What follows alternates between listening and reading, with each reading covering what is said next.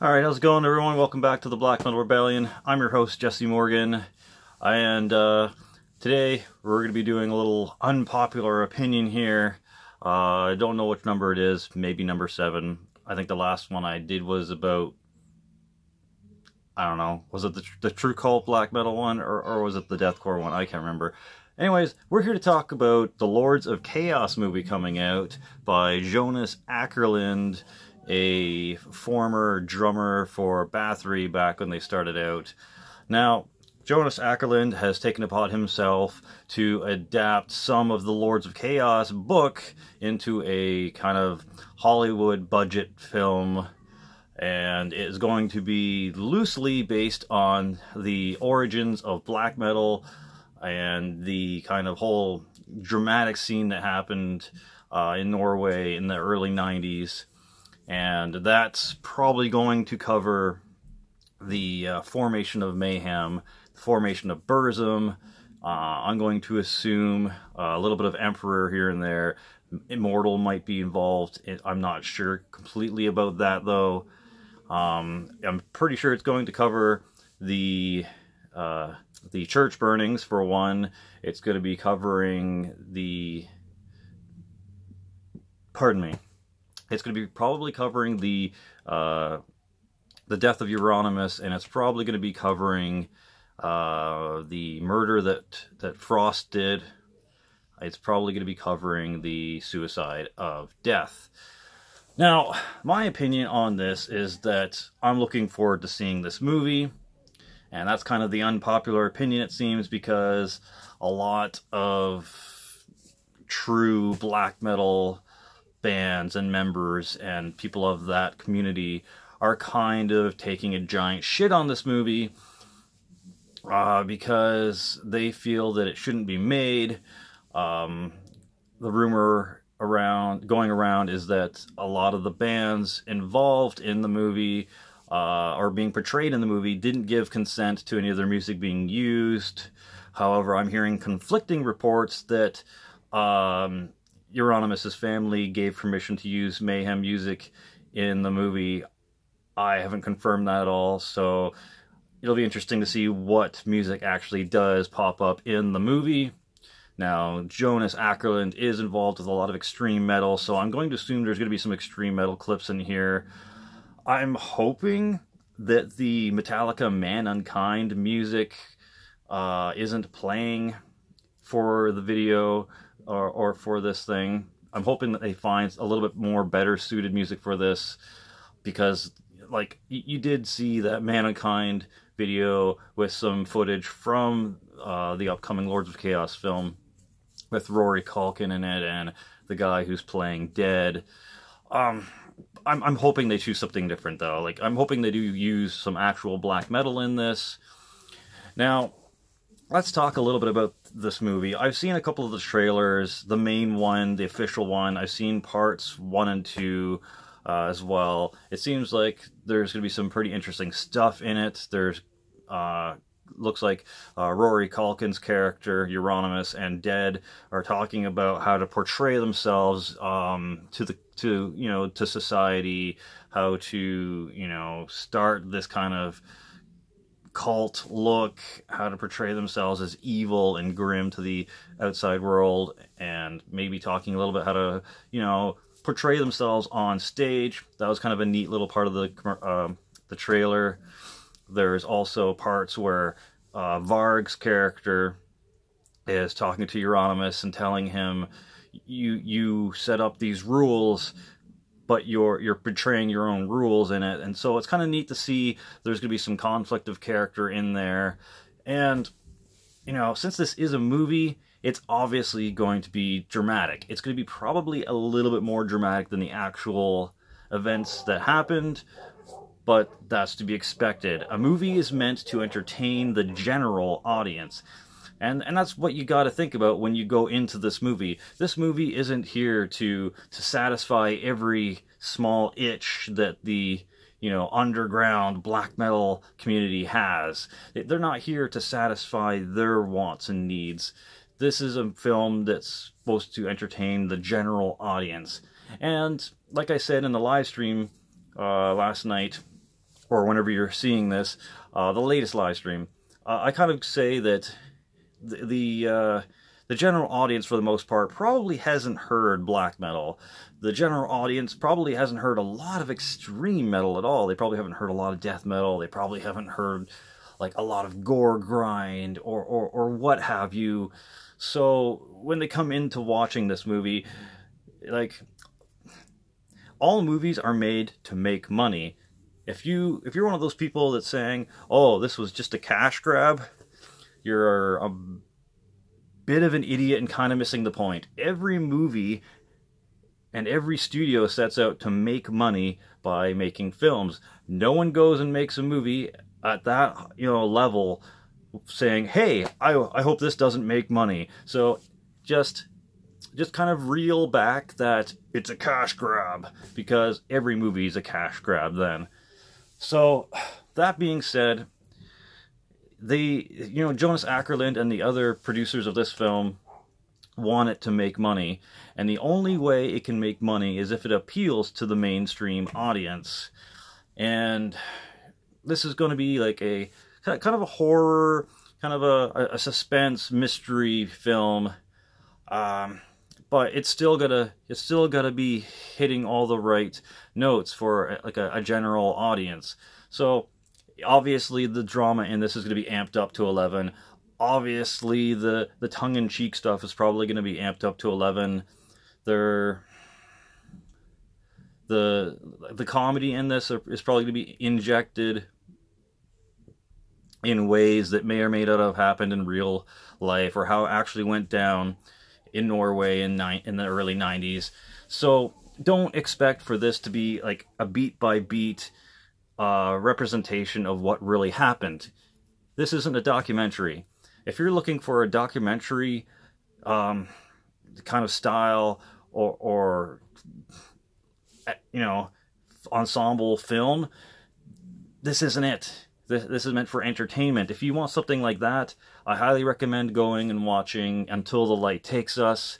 Probably the best black metal documentary I've seen. I own a physical DVD copy of it. It's that good. And it also has the bonus feature of Fenriz kind of taking you to like black metal school. He goes to a school, he has a chalkboard, and he just goes down and kind of breaks it down how, the black metal artists were inspired by what bands and what kind of led to, that genre of music. So it's kind of cool. There's some interesting,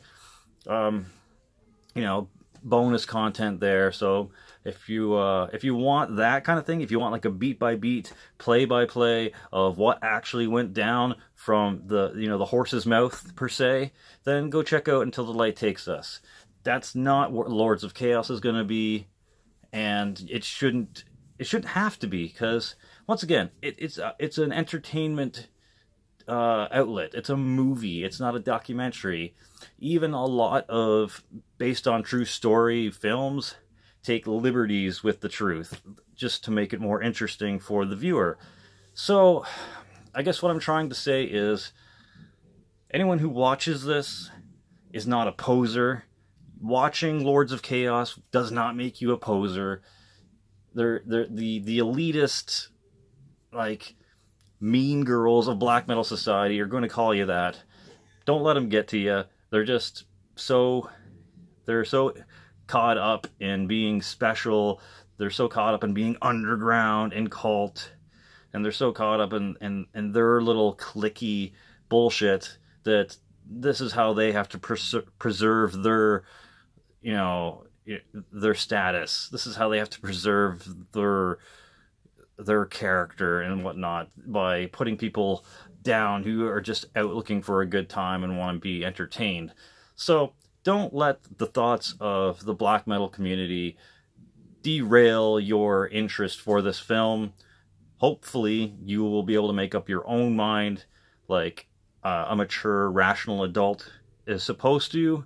And if you have any interest in this, I recommend going and seeing it for yourself. With that being said, though, I did talk to a fellow YouTuber and metalhead about this a couple of days ago. You know him by the name of Count Blagrath. So Sean, thank you for taking the time and effort out of your day to talk with me about it. It was very, very rational, very intelligent, and very appreciated to give me your side of things. And basically what Sean had to say was this. He says he's looking forward to seeing it, but at the same time, he can see why it's a bit of a slap in the face to the, you know, the members involved, because I can't remember if he said Hellhammer or Necro Butcher. I think he said it was Necro Butcher that was really, really big friends with Dead, and I think he said that Necro Butcher really hated the fact that the Dawn of the Blackhearts cover is out there with Dead's, you know, body on display in such a sickening, disrespectful a manner, and he, you know, he did everything he could to kind of take it down and shut down that version of the bootleg or live album or whatever it is. I personally will never be buying that album. I agree that displaying someone's band member or friend in such a way is disgusting, is disrespectful, is kind of like a mockery of the dead. How are they supposed to rest in peace when you're fucking desecrating their memory like that and putting their body on display? It's gross. Like, I get that, you know, it's extreme music, so keep music extreme, but there's a bit of a moral compass, like, skew there. Like, sure, like, on one hand, it is extreme, so extreme music is going to do what it does. But on the other hand, there's real-life people that have to suffer real-life consequences for these things getting out there. And I could see why having this story told and presented to the masses is a little bit disheartening to the people that actually had to live it, to the families of the person that Frost killed. Or is it Faust? If it's Faust, I apologize, but I think it's Frost. He killed some homosexual man in the woods, so I could see why their families wouldn't appreciate this kind of being splashed on the big screen. I could see why Necro Butcher isn't going to be too appreciative of Dead's suicide being splashed over the big screen again and brought to light again, and him having to relive it. And you know, things like that. I can understand why that's a bit of a kind of a moral, you know, dilemma, and will cause certain members in real life some issues and some grief, and so that part does suck. So it is a little bit of a kind of a two-handed thing, where it's like, on one hand, I'm going to see the fuck out of this film February 8th, whenever it releases here in Canada or North America. I'm very interested to see how the movie's made and what happens in it and what is actually, you know, how well it's going to be made and everything, and what kind of take Jonas Ackerlund, you know, throws up there of the early 90s events. And I'm kind of looking at it, I'm trying to base my thoughts on it in an artistic kind of point of view. Like the art that goes into filmmaking and the kind of neat storytelling that goes along with it. So, I mean, I do feel for the people that have to, you know, relive this in a way that's not very favorable. So it does suck for that part, but I personally am looking forward to it. I'm looking forward to seeing how the movie goes.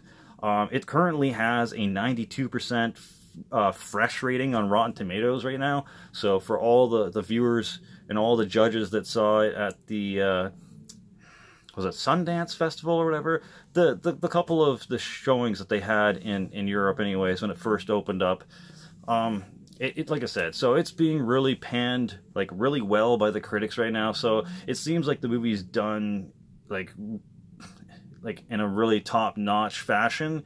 And it seems like Hollywood really has its kind of, like, fingertips in there. So it doesn't seem like it's a B movie. It doesn't seem like it's got shitty acting and stuff like that. Otherwise, it wouldn't be rated so freshly on Rotten Tomatoes. So it's not like one of those movies that's going to be, like, cringy, level of acting or just bad production. It seems like it's going to be really well done. So I'm kind of looking forward to that part as well, to see how well everything was, you know, produced and directed, and the filmography of it. So that's my opinion. I mean, and this is coming from someone who's like an artist in the black metal scene. I know I've just kind of recently dipped my toes in it, having a demo in 2017, and just releasing my debut album late 2018 in December. But as someone who's a black metal artist as well, I feel like maybe that, I don't know, I feel as someone in black metal that is giving my kind of seal of approval for this to happen, I feel like maybe a little bit more other black metal artists should be a little more open to it and realize, once again, it's just a movie. This isn't a 100% accurate depiction of what happened in the 90s, of how everything actually went down. This is just supposed to be made as an entertainment piece, like Deathgasm or American Satan, or, you know, Rockstar with Mark Wahlberg. You know, like films like that, you know, like it's not meant to be 100% accurate. It's just supposed to be entertaining.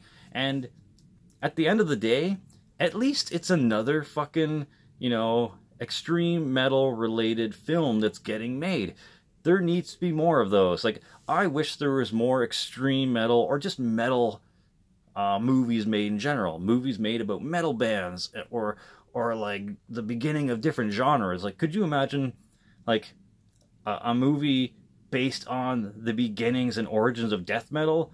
That would be highly panned, like panned well. Like, so yeah, my unpopular opinion is that I think the movie is going to be good, and that I am enjoying the fact that it's coming out, and that I'm going to go see this thing, and more than likely pick up a physical copy on DVD if it ever gets released. So yeah, I'll probably do a review when the movie gets out over here in, you know, North America or Canada, and I'll give you my thoughts and opinions on the movie after that. But this is my kind of thoughts on the movie as it stands before actually seeing it.